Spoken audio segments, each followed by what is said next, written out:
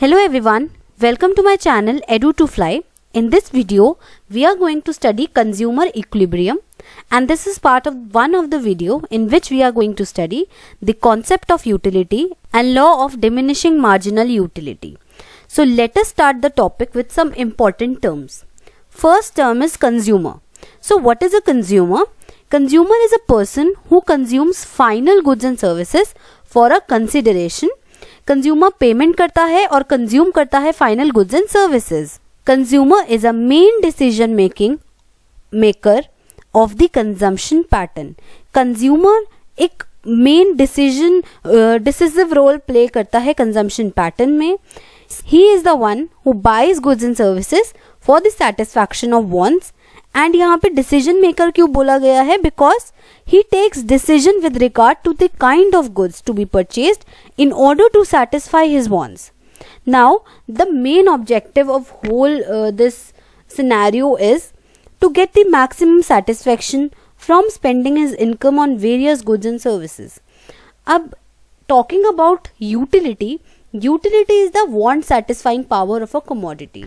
Every consumer consumes goods for the satisfaction, and this satisfaction is measured through utils in the cardinal utility approach. There are two approaches to consumer equilibrium. These are cardinal and ordinal. So here we are going to study the cardinal utility approach, in which we can measure the utility in terms of utils. Now what is a util? Util is an imaginary unit which is used to measure the satisfaction. Now let us discuss the total and marginal utility. These are two main parts of utility. So total utility, what it is? It is a total satisfaction which is derived from consuming a particular commodity in a given time, and marginal utility is the change in total utility from the consumption of one additional unit. So let us discuss these total and marginal utility in detail. First, the total utility. As we discussed, the total utility is the sum total of the satisfaction obtained from the consumption of all possible units of a commodity that one person has consumed. For example, if one apple gives satisfaction of 20 utils, okay, and the second one gives your satisfaction of 16 utils, then the total utilities from those two apples would be 20 plus 16, which is 36 utils. Now what is the formula for total utilities? It is very simple. It is the sum of all the utility, u1 plus u2 plus u3 till un. n is the number of units consumed. अगर किसी person ने 10 units consume करी हैं, तो हर एक utility, हर एक unit की utility हम 10 तक count करेंगे, एडअप करेंगे, तो हमारे पास टोटल यूटिलिटी आ जाएगी. Now the concept of marginal utility. It is the utility that is derived from one additional unit consumption of a commodity. Also it is the utility derived from the last unit of a commodity purchased. For example, यहाँ पे example से आपको ज्यादा clear होगा. If one apple gives a satisfaction of 20 utils, second one gives 16 utils, and the third one gives 10 utils. So if we want to calculate the total utility, what we will do? We will add up these utils of all the three units, that is 20 plus 16 plus 10. But if we want to calculate the marginal utility which the third apple is giving to us, so the formula for marginal utility is TUN minus TUN minus 1. Here, what is the marginal utility actually telling us? It is telling us that it is the utility of the additional utility derived from consumption of one more unit. So, according to the formula, if we calculate the total utility of third minus total utility of second and then subtract these values, we will get 10 utils. We will get 10 utils. So the 10 utils is the marginal utility which we are getting from the third apple. Also, there is one more way to calculate the marginal utility, which is change in total utility divided by change in quantity. So now if we want to calculate the marginal utility of the third apple, which we have discussed in this example, we can calculate this by the formula, that is change in TU divided by change in quantity, and then we will also get the same answer. So there are two ways to calculate MU. Now let us discuss the graphical way and the whole detailed way how to measure the total and marginal utility and what is the relationship actually. So here you can see we have 7 units of a commodity and the total utility is given to us.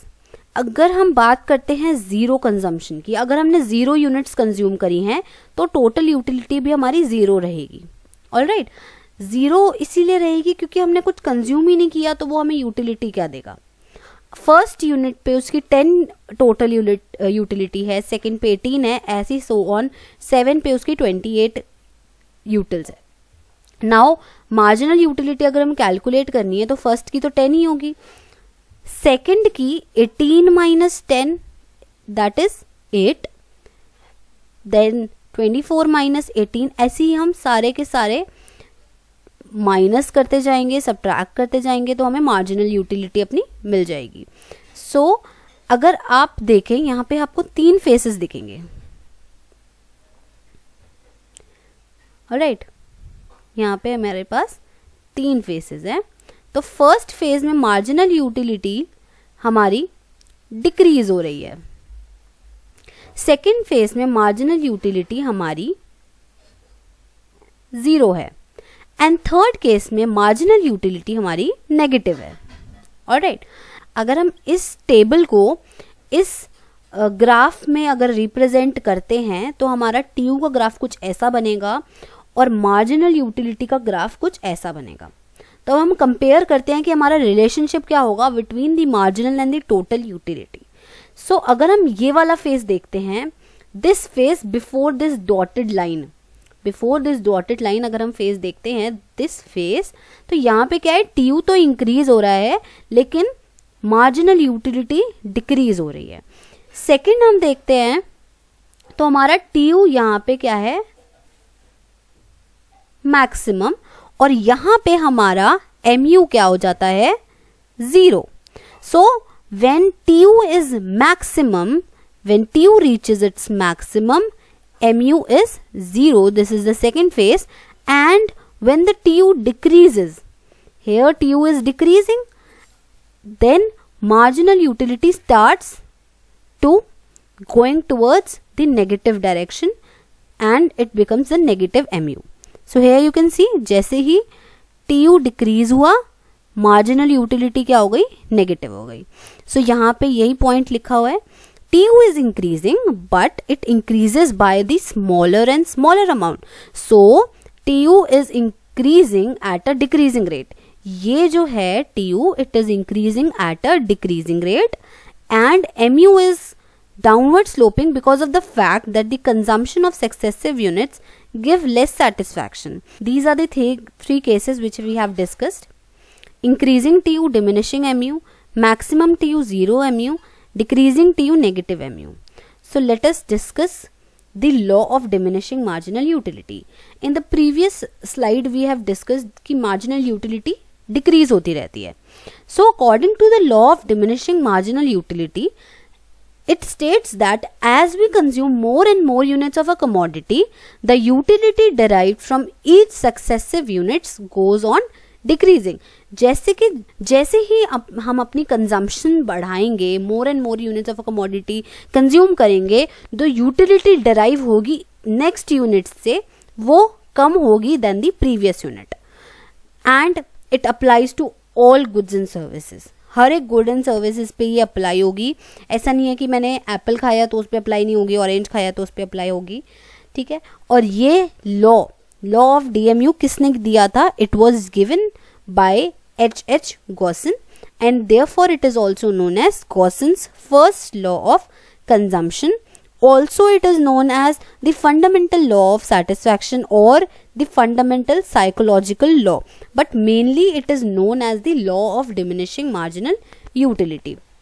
So let us discuss some assumptions of law of DMU. First of all, first assumption is the cardinal measurement of utility. It is assumed that the utility can be measured in numbers, quantity. reasonable quantity में measure हो सकती है. reasonable quantity का मतलब ये है कि standard units of consumption होनी चाहिए. जैसे कि अगर हम glass of water को कंपेयर कर रहे हैं तो ग्लास ऑफ वाटर से ही कंपेयर करेंगे, स्पून ऑफ वाटर से नहीं करेंगे. Okay, so to hold the law true we have to see that the consumption is of reasonable quantity and there should be continuous consumption. ऐसा नहीं है कि हमने एक आइसक्रीम मॉर्निंग में खा ली, दूसरी इवनिंग में खा ली, क्योंकि ऐसा हो सकता है कि जो हमने इवनिंग में खाई हो उसकी यूटिलिटी ज्यादा हो then in the morning and vice versa. Rational consumer यहाँ पे क्यों कहा गया है? क्योंकि कंज्यूमर रैशनल एज्यूम किया है और वो कैलकुलेट करता है, कंपेयर करता है कि किस कमोडिटी से उसको कितनी यूटिलिटी मिल रही है. परफेक्ट नॉलेज, ये हम एज्यूम करके चलते हैं कि कंज्यूमर्स को पता है कि डिफरेंट गुड्स पे वो कितनी इनकम स्पेंड कर सकता है, उसको कितनी यूटिलिटी मिलेगी, उसको परफेक्ट नॉलेज है अबाउट हिज चॉइसेस जो उसके पास अवेलेबल है. Next is fixed income and prices.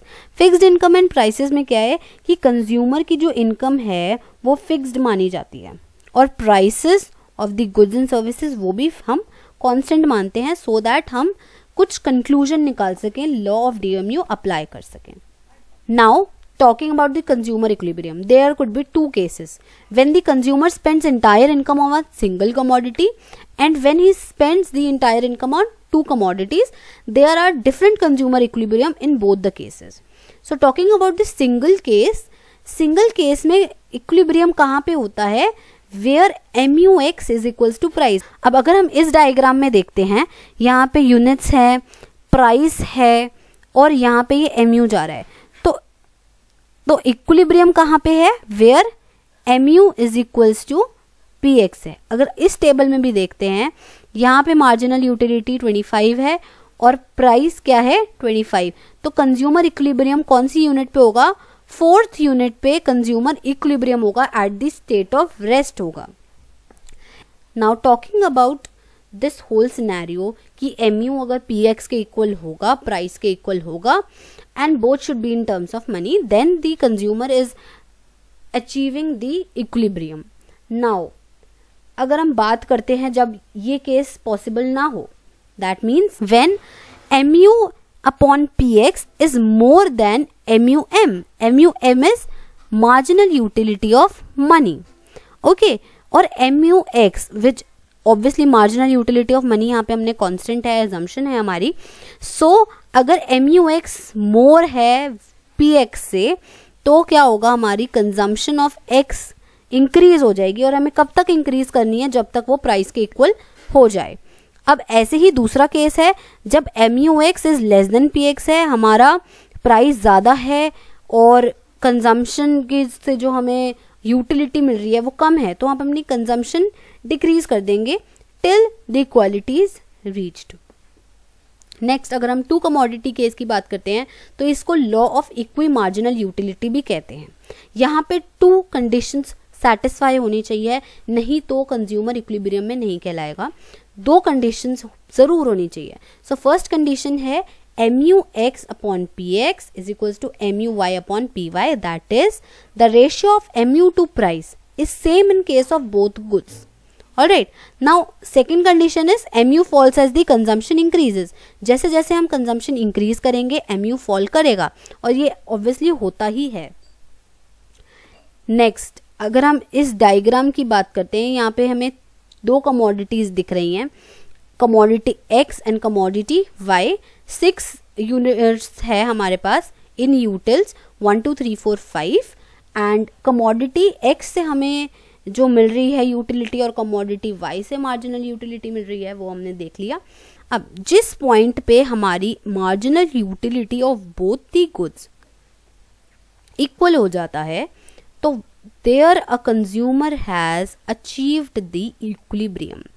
Now ये कब अचीव होता है? जब वो 4 यूनिट्स कंज्यूम कर लेता है X की और 2 यूनिट्स कंज्यूम करता है Y की. अब अगर ये इक्वल ना हुआ, अगर X की साइड ज्यादा हुआ तो हम x ज़्यादा कंज्यूम करेंगे, y कम कंज्यूम करेंगे, ताकि ये दोनों इक्वल आ जाएं। और अगर y का ज़्यादा है मार्जिनल यूटिलिटी अपॉन प्राइस, तो हम y को ज़्यादा कंज्यूम करेंगे, x को कम करेंगे। Thanks for watching the video. If you like the video, hit the like button, share with your friends and do subscribe the channel.